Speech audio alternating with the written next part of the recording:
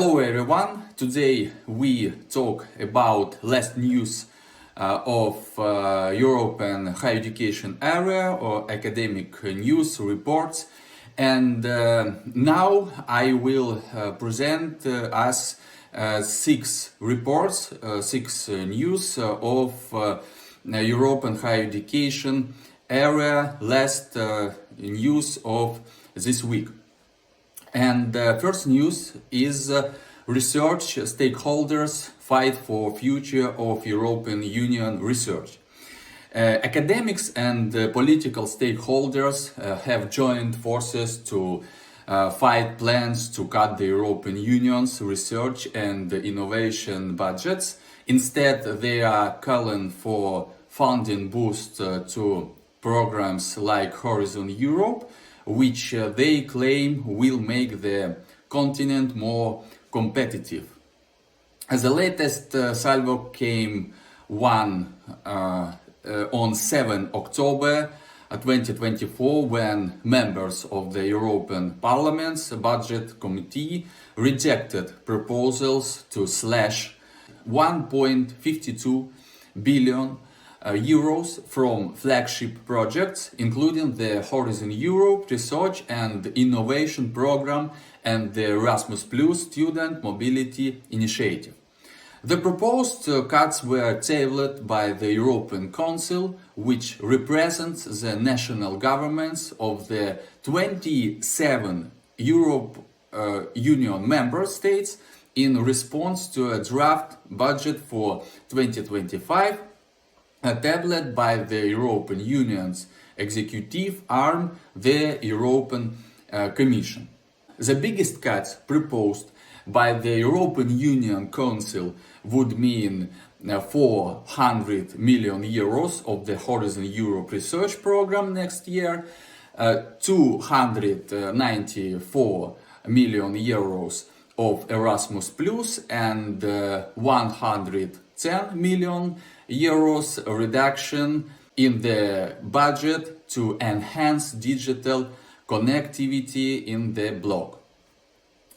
European Union budgets have come under increasing pressure due to spiraling costs associated with supporting Ukraine and paying for the post-COVID recovery plan. Meanwhile, a campaign to win a long-term commitment to boost European Union funding for research and innovation in the next multi-annual financial framework is gathering momentum.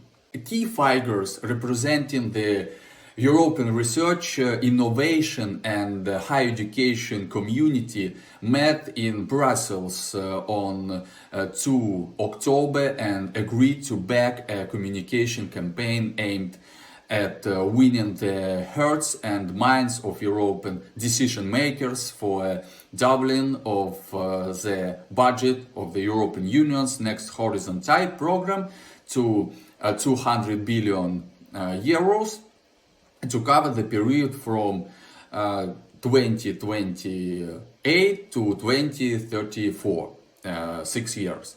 The budget for the current Horizon Europe to 2021 and 2027 program was set at 95 billion euros back in 2020. But it has had to fight off constant attempts to raise the money, and research leaders want any future funding ring-fenced. I think the important points to make here are: first, in addition to a significant increase in the European Union budget to research and innovation, there is now a need to increase research and development funding to 3% of gross domestic product in the national budget of all European countries, something European Union member states initially committed to 20 years ago. Second, member states need to know what they want. On the one hand, many falling short of the 3% of GDP that should be invested in research and development, which means that national research and development funding is limited for their universities and researchers. On the other hand, they want to cut European Union fundings for research and development, which means that the money supply is also reduced for their own universities and researchers. This is a very short-sighted way of doing policy, and research and innovation suffer as a result. And third, stop spending money on aid to other countries, because the European Union has no money for its own projects, especially in the such and important as innovation and higher education.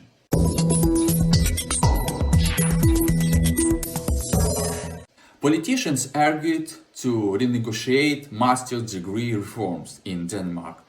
One of the government's biggest higher education reforms of the last 40 years is facing challenges to being realized owing to large-scale resistance from stakeholders who say it cannot be implemented within the framework to which political parties agreed.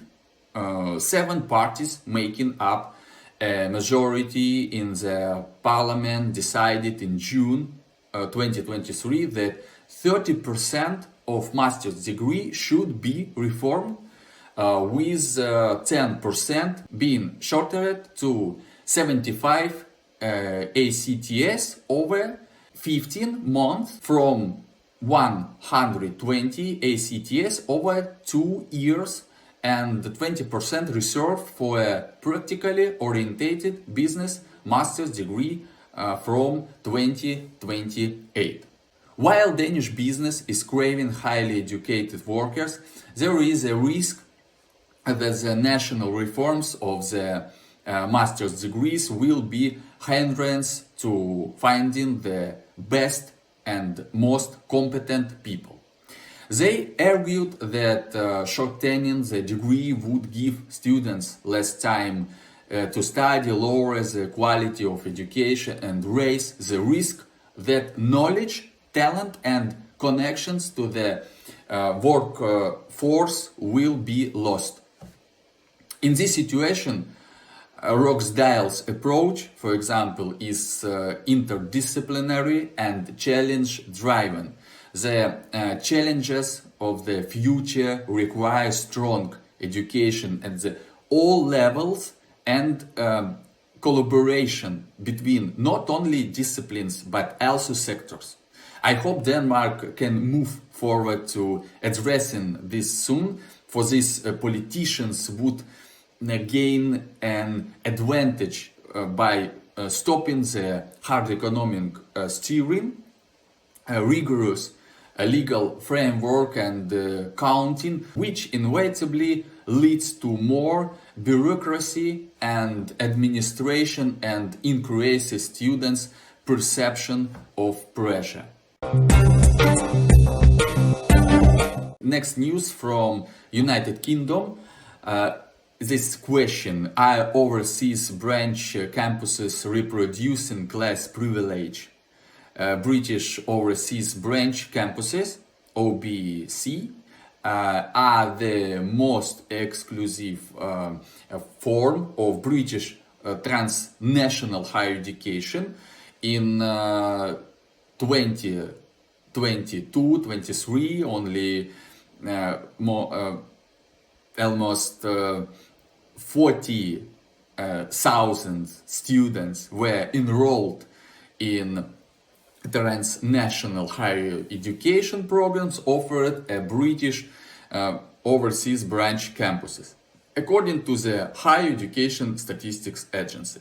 This low figures contrasts sharply with the 248,770 students enrolled in transnational higher education programs provided through collaborative arrangements such as franchised study programs.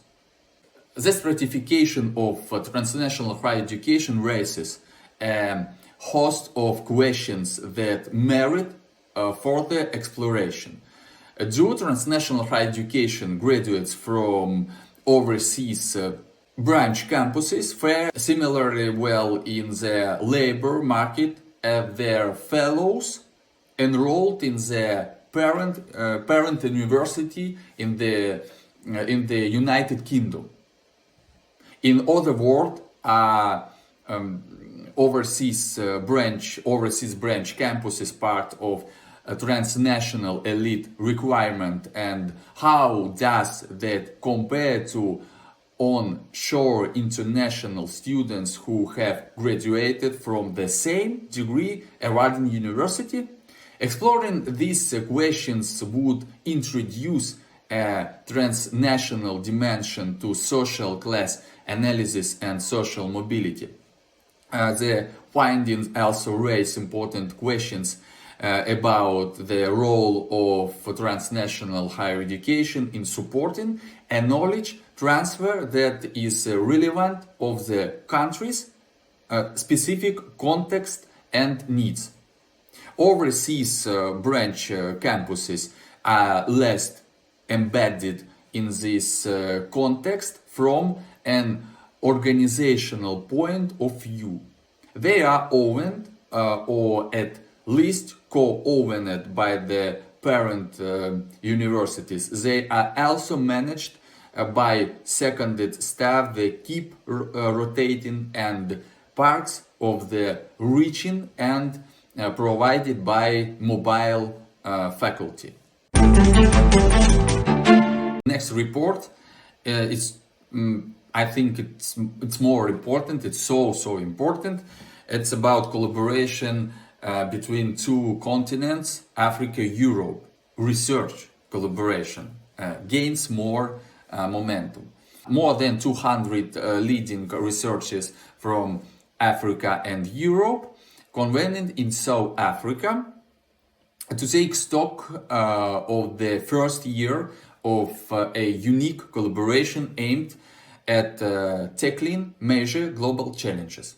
The Africa-Europe Clusters of Research Excellence initiative, a partnership between the African Research Universities Alliance and the Guild of European Research Initiative Universities, held its inaugural conference. The conference took place 15 months after the two networks launched their first 17 clusters, followed 3 months later by another 3, and by the 21st cluster last month. The two networks, African Research Universities Alliance and the Guild, were not in existence a mere decade ago. Their emergence and their subsequent partnership signifies deliberate effort to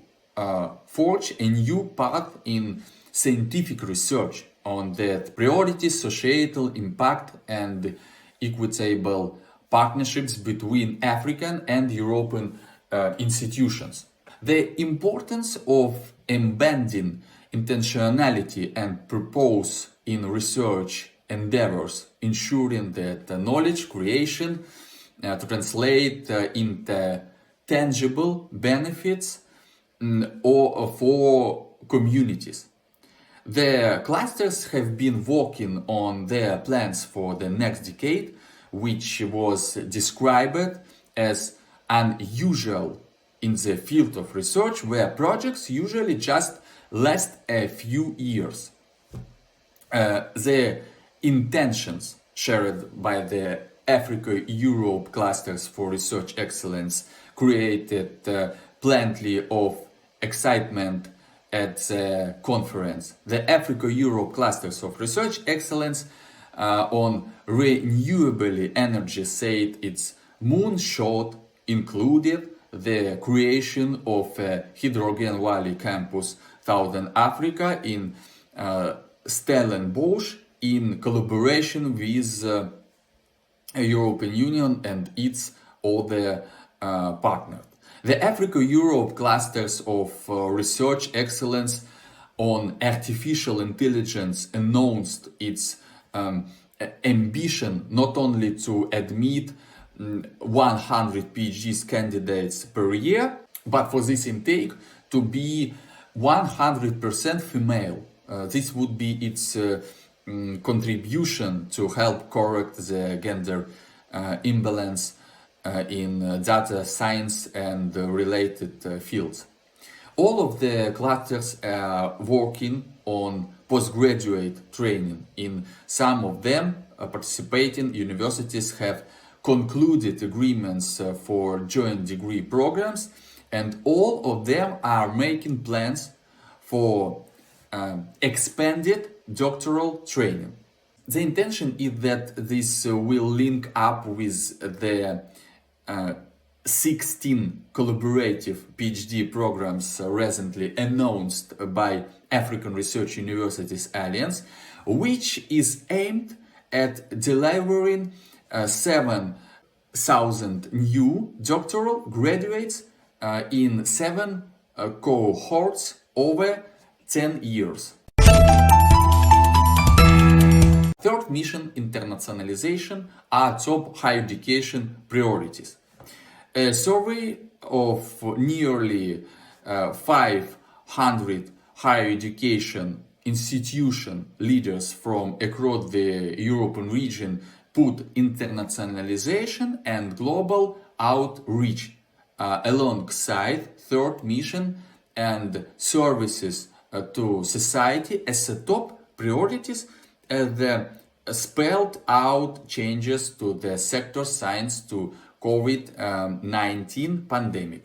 When asked about their priorities, 83% placed third mission and the contribution to society alongside internationalization and global outreach as their most important, all through the priority setting varied depending on the institutional profile.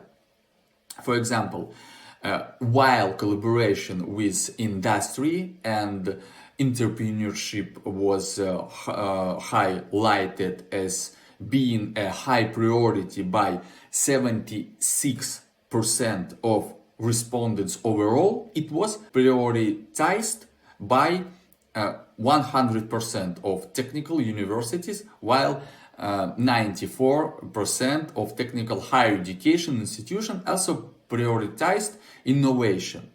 94% compared with 80% overall, and 92% mentioned internationalization. Other priorities were collaboration with industry and entrepreneurship, highlighted by 76% of respondents, while 74% mentioned sustainable development and 73% social inclusion and equity. Lifelong learning was a priority for 60%. The New Trends 2024 report highlighted the growing importance of the third mission or service to society. This, it said, has grown at both policy and institutional levels, with 83% of respondents considering it to be highly important. While third mission and service to society remains a broad and loosely definite concept, 61% of respondents pointed to skills development relevant to the labor market, and 51% mentioned environmental sustainability and greening, along with regional or local development. Internationalization continues to be a very high priority of European higher education institutions, with 83% percent saying it was a main priority, the same percentage given to third mission.